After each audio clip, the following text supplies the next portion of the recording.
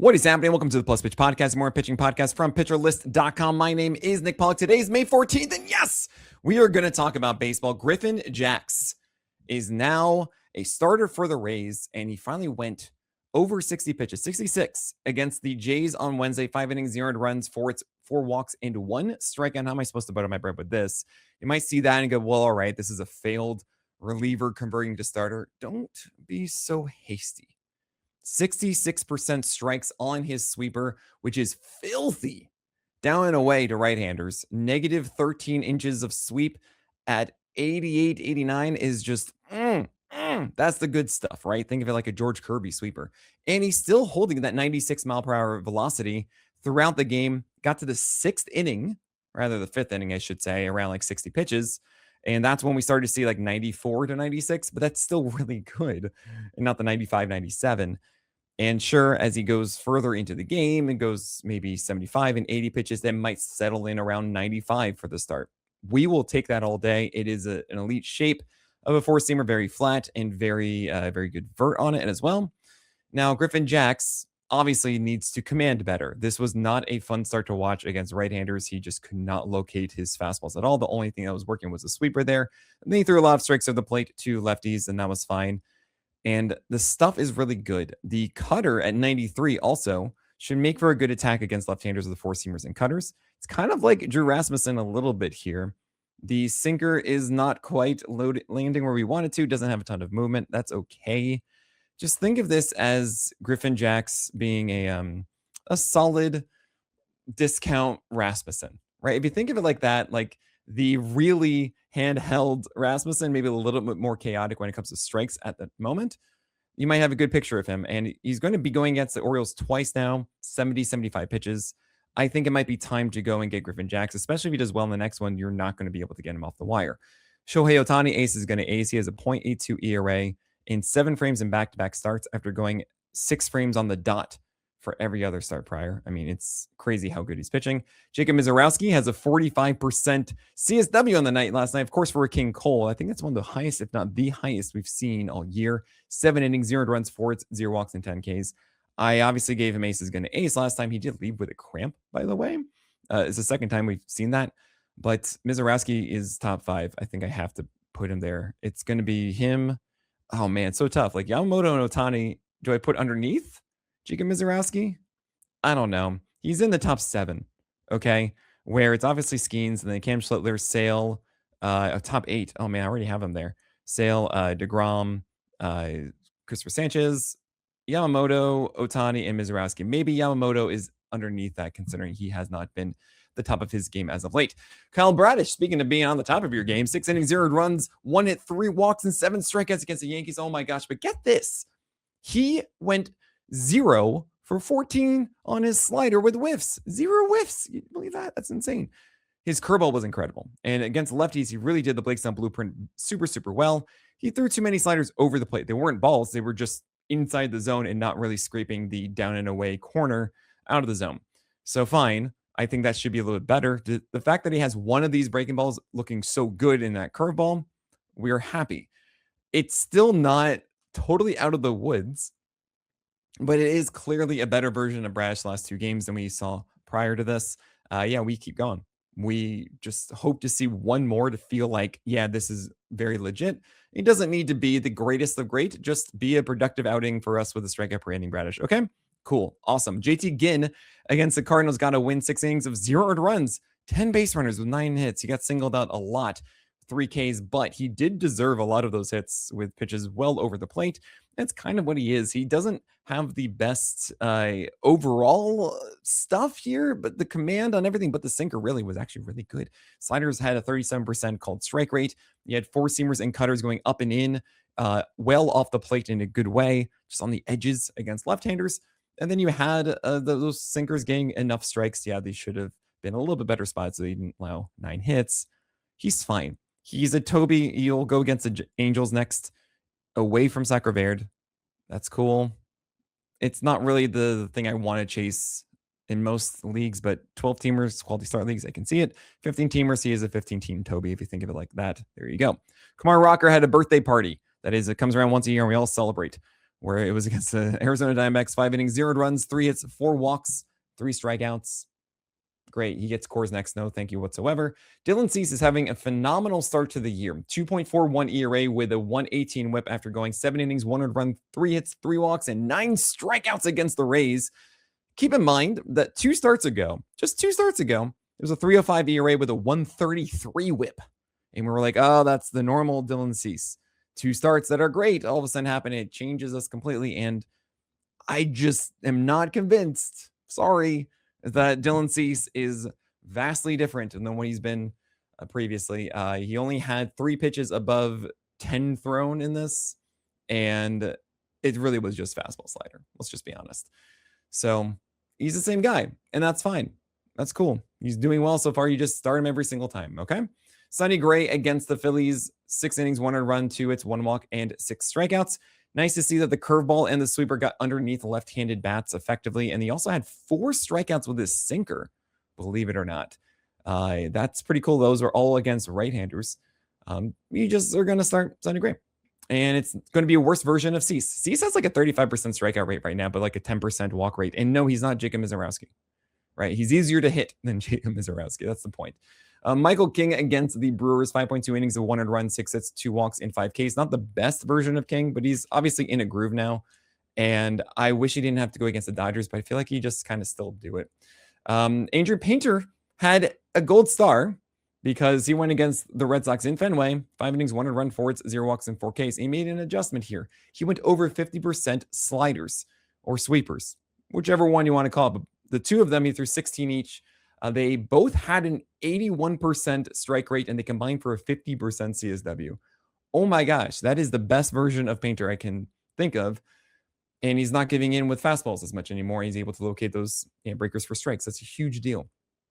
Now, I'm not convinced he's going to do it again, but the thing about Painter in the past was that he was a command pitcher. He never, I don't want to say never, but he was more well known for that. And yes, he was throwing like 100 in high school, fine. But even right before getting Tommy John, it was more about the location of everything. So there is something to be said about that, needing more time to find it again. It's possible. It's one game. He does get the Reds carpet next. I don't feel as if you need to chase that ceiling. It very much looks like a dentist. It comes around once and doesn't stay around for multiple episodes of 30 Rock. You have J.R. Ritchie against the Cubs. Shrug emoji, 4.1 innings, 1 run, 2 hits, 3 walks, 4 Ks.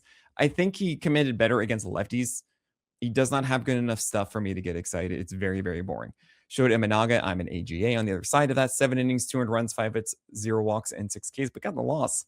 It's unfortunate. This is the prime time to sell Shota Imanaga, which is unfortunate because I'm shouting that to people. It might be a little bit harder to do, but still 91.2 miles per hour on the 4-seamer as opposed to 92. That got us excited for all of April. And then we got the fact that Wrigley is a terrible place to pitch starting in June. It's really good before then, really bad in June. So it will get worse for Imanaga. That's all. Parker Messick against the Angels, 6.2 innings of 200 runs, 4 hits, 3 walks, and 7 strikeouts. Got 14 whiffs as well. His precision is so good. His sinker down and away from right-handers, it's what every sinker baller wants. He's not even a sinker baller. He just wanted to have a different look here to help with the changeup. And that changeup, he spiked too much, but he missed out of the zone, right? 4 hits, 200 runs, 3 walks, 7 Ks. He's really good at missing in away from the heart of the plate is what I should say. And I just think that Messick is a premier talent. He's a showcase that command can be sticky for some guys. On average, it isn't, but for Messick, it is. Framber Valdez against the Mets, 6.2 innings of 200 runs, 5 hits, 2 walks, and 7 Ks. He threw more sliders, and that's really cool. He threw sliders instead of curves to left-handers, only 47% strikes, but I do like that he is showcasing something else instead of just the curveball. I remember when he used to have the cutter, and he stopped throwing it for whatever reason. But yeah, I think this is a good move for Framber Valdez. And yes, no 4-seamers. Lance McCullers against the Mariners, 5.1 innings of 200 runs, 7 hits, 2 walks, and 6 strikeouts. A dusty donut, that's a terrible whip, which you should expect every single time for Lance McCullers. But you got 200 runs and you got 6 Ks. Fine. 57% strike rate on everything is not what you want, and I'm just not gonna do this. He also had a super high put away rate on the batter level. So that means that when he saw 2-strike count on batters, he struck out 60% of them. And that is unsustainable. Yeah. So at least he's not walking them because he's striking them out right. Bryce Miller returned on the other side of this one. 5-point innings of 200 runs, 8 hits, 1 walk, and 3 strikeouts.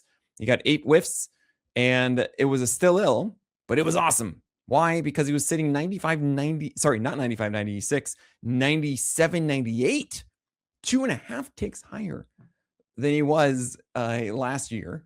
And even when he fell down as the start went on and adrenaline wore off, he still sat 96.5, which was a tick and a half higher than last year, right? So good. Oh, then why didn't you do better? Because it's the first start back and he wasn't really commanding well. And maybe that is the thing for Bryce Miller. It always has been, right? He's not really the best command pitcher.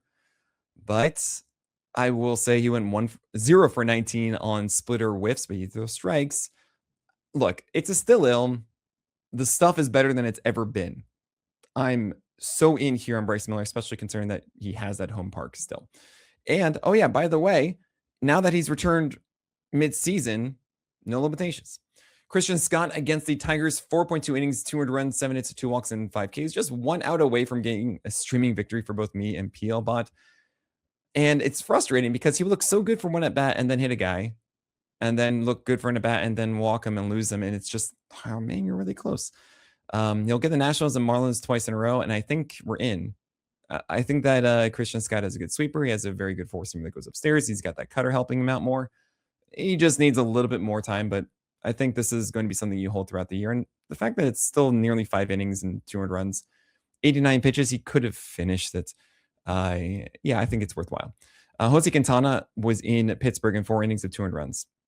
And I was hoping it was going to work out, and it didn't, and so on. And so goes, and we move on. It's so on. That's me combining the two. Ryan Nelson, are you a believer yet? He now has 15 strikeouts in 2 starts, 18 whiffs on this one. He was at Texas, 7 innings, 300 runs, 4 hits, 0 walks, and 8 Ks. And you're thinking to yourself, man, 3 earned runs and 4 base runners? Yeah, because he threw a sinker to Jake Burger on an 0-0 pitch that was first and second, 1 out. And I understand the philosophy massively, right?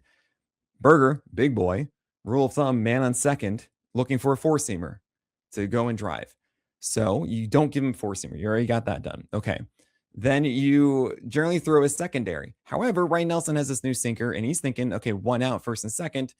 I know that I can get Burger to swing at this, so I will throw a sinker inside. I will get a ground ball, double play, easy, get me out of this. But instead, he throws the sinker right down the pipe. Burger goes with the pitch. Alpo Taco, 3-run shot. Man, you were so close.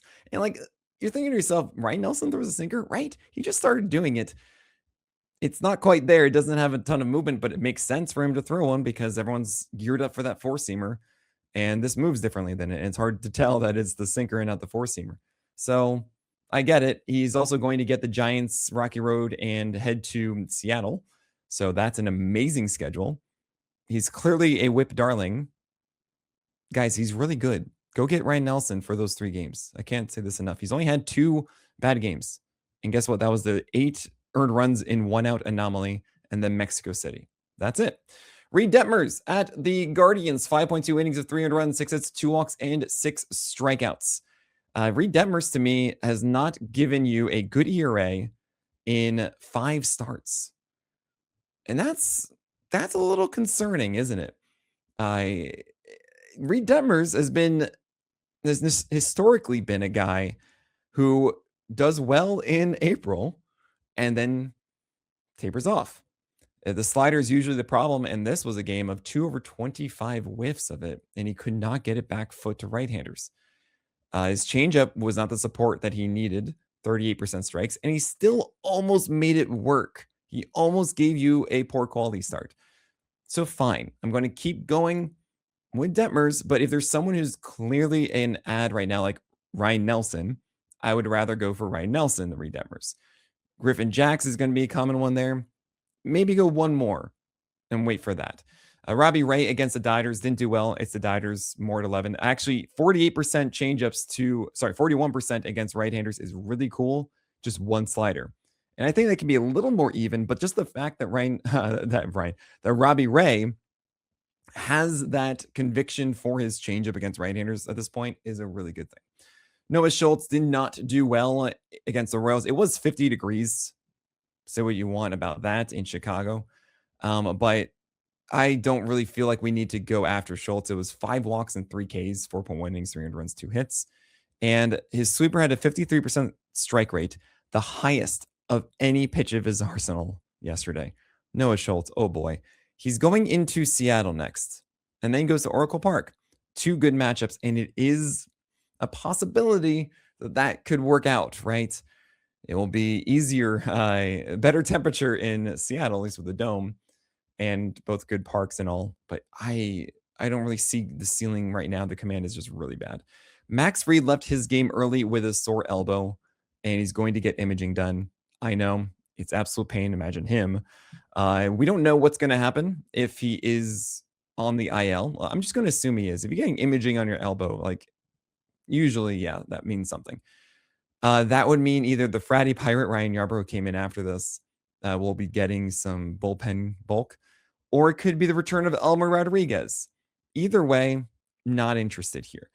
Max Meyer against the Twins, 5.2 innings of 400 runs, 7 hits, 2 walks, and 9 strikeouts. Got the Gallows Bowl at 22 whiffs as the four-seamer once again has its high vert, and that's a wonderful thing, and that's all I really care about with this. Sure, if he locates that a little bit better, he could ensure that he doesn't allow 400 runs and 9 base runners, or maybe just don't throw fastballs to Byron Buxton, who, I mean, I guess you can't now because he's on the IL with hip flexor strain or hip injury is what I just saw. But Max Meyer's first pitch of the game was a four-seamer high out of the zone, or really right at the top of the zone that Byron Buxton hit for a homer. And then he threw a sinker the next time, and he hit that for a homer. So fine, he threw 4 secondaries, 3 sliders, and a changeup, and yeah, that struck him out. But still, Max Meyer, if he didn't do that, then there you go, 200 runs and all of that. His slider and sweeper are both great. They're both elite. Four-seamers much better now. That's 3 straight looking like this. I'm a believer. You have Matthew Liberatore against the Athletics and Seth Lugo, Lodolo, many others to talk about. And of course, today and tomorrow's games, we're going to talk about all of that after this break. Matthew Liberatore, 5 innings, 4 runs, 9 hits, 2 walks, and 5 strikeouts. He was getting by in Sacre Verde, forced shutout for Matthew Liberatore, and then he left a hanging slider at 2-2 to Nick Kurtz for a grand slam. You can't let him on in the first place. Yeah. But he was pitching better. He had good pitch separation against lefties for the most part. And I see Toby the rest of the way. It could be decent. Hosting the Pirates in St. Louis next time out, I'm not really feeling like I need to go after Liberatore. Seth Lugo continues to have less velocity on his curveball than last year, and he's just not locked in. 5 innings, 5 earned runs. It was at 50-degree weather. Okay, but I just he allowed 4 earned runs in his first 4 games combined, and has had at least 4 earned runs in 3 of his last 4 starts. Yeah, I just don't think this is worthwhile for you. Nick Lodolo should be better though.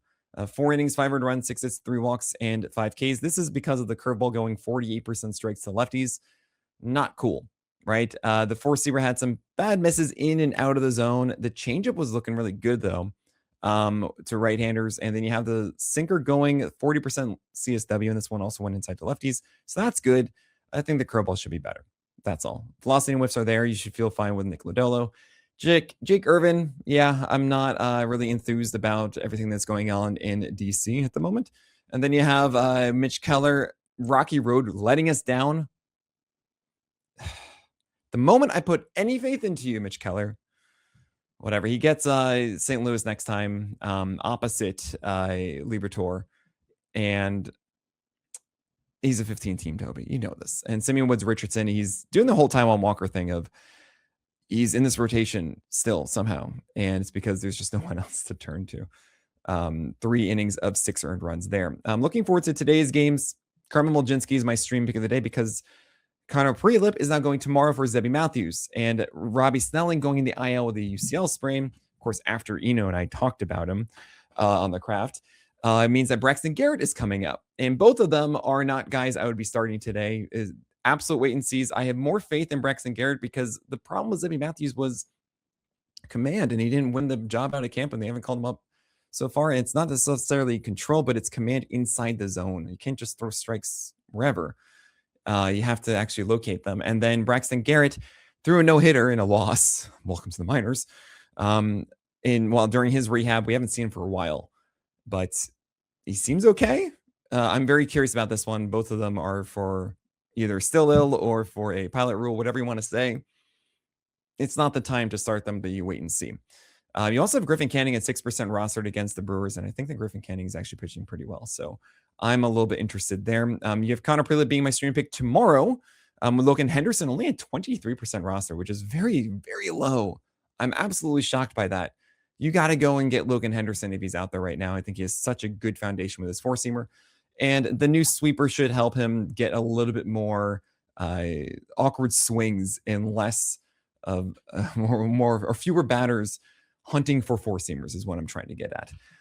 Other considerations are Jansen Junk at the Rays, 13% roster. I just wish he was commanding inside the zone better. He just had another start of 0 whiffs on his four-seamer. It's frustrating because he should be throwing that upstairs. He's expressed that he wants to, but he just struggles a little bit too much doing it. There's also Dustin May against the Royals. This is a do not start tier. I'm not going for it, but I do recognize that he just had some strikeouts, and there's a possibility that he is executing better nowadays. He did have 2 bad starts to start the year, and then it has been all right since. So something to consider inside of St. Louis. But that is it. I mean, the other things you don't really want to touch here. So that is it for today. Make sure you also get Spencer Arguetti before he really has his breakout. He's at 41% rostered. Fine. Make sure you use Mother's Day 20. It's only going to last until the end of this week to get 20% off PL Pro yearly. It is the lowest that we've given away PL Pro for a long time.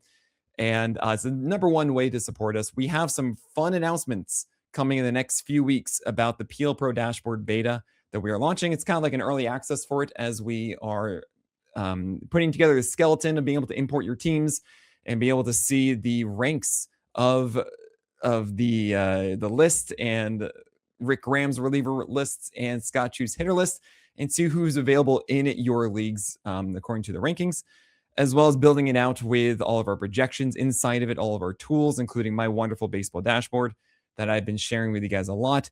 That is my live pitch dashboard, and we are working on that. And of course, everything else with StatCast data and widgets and all of that. And the beta of it will be out in a few weeks. That is our plan at the moment. We're going to be working on this for a long time. So that and many, many other things like 14-day outlook of my start for starting pitchers, an extra day of my full days rankings inside the SB streaming article, our incredible Discord, where if you're looking for a league to join, it is the greatest place to find them. We have all of our wacky leagues and 20 million things you get with PL Pro. Number one way to support us, get 20% off with Mother's Day 20 at pitchers.com/premium. But that is it for today. So my name is Nick Pollock, and may your BABIPs be low and your strikeouts high.